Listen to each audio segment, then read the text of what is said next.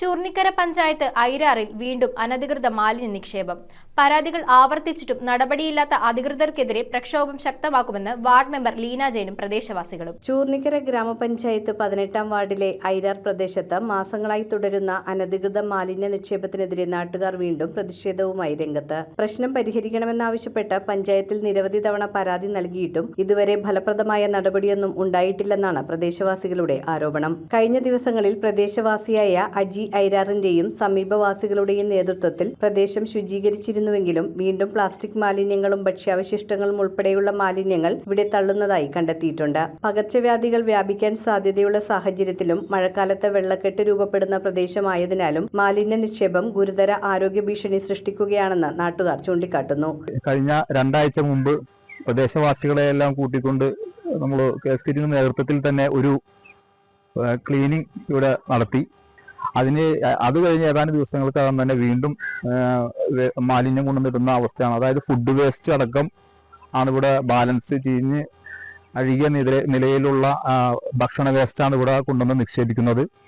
അത് നമ്മൾ പഞ്ചായത്തിലെ വേണ്ടപ്പെട്ട ഉദ്യോഗസ്ഥരെയും ആരോഗ്യവകുപ്പിന്റെ ചാർജുള്ള ഉദ്യോഗസ്ഥരെല്ലാം നമ്മൾ അറിയിച്ചു. പക്ഷേ ഇത് നീക്കം ചെയ്യാനായിട്ട് കണ്ടീജന്റ് തൊഴിലാളികളോട് അവരെ ചെയ്യാമെന്ന് പറഞ്ഞിട്ട് നീക്കം ചെയ്തു തരാമെന്ന് പറഞ്ഞതിന്റെ അടിസ്ഥാനത്തിൽ ഇതുവരെയായിട്ടും ആ ഒരു കാര്യങ്ങൾക്ക് തീരുമാനമായിട്ടില്ല.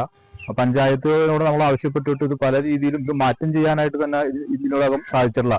കാരണം ഏറ്റവും കൂടുതൽ വെള്ളക്കെട്ട് ധാരാളമുള്ള ഒരു പ്രദേശമാണ് ഈ ഐരാറ് ഭാഗം.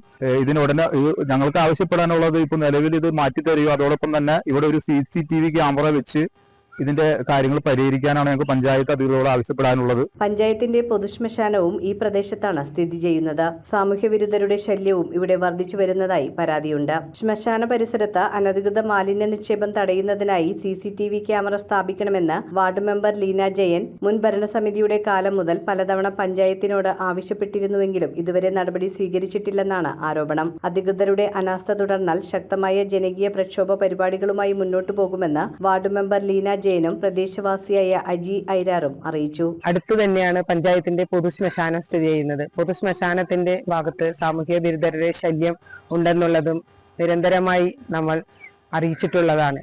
കഴിഞ്ഞ ഭരണസമിതിയുടെ കാലത്ത് ഞാൻ വീണ്ടും ജനപ്രതിനിധിയായിരുന്ന സമയത്ത് മുതൽ പഞ്ചായത്തിൽ ആവശ്യപ്പെട്ടതാണ് ഒരു CCTV ക്യാമറ സ്ഥാപിക്കണമെന്ന്. എന്നാൽ ഇതുവരെയായിട്ടും ഈ പ്രദേശത്തോ ശ്മശാനത്തിന്റെ ഭാഗത്തോ ഒരു ക്യാമറ സ്ഥാപിച്ചിട്ടില്ല.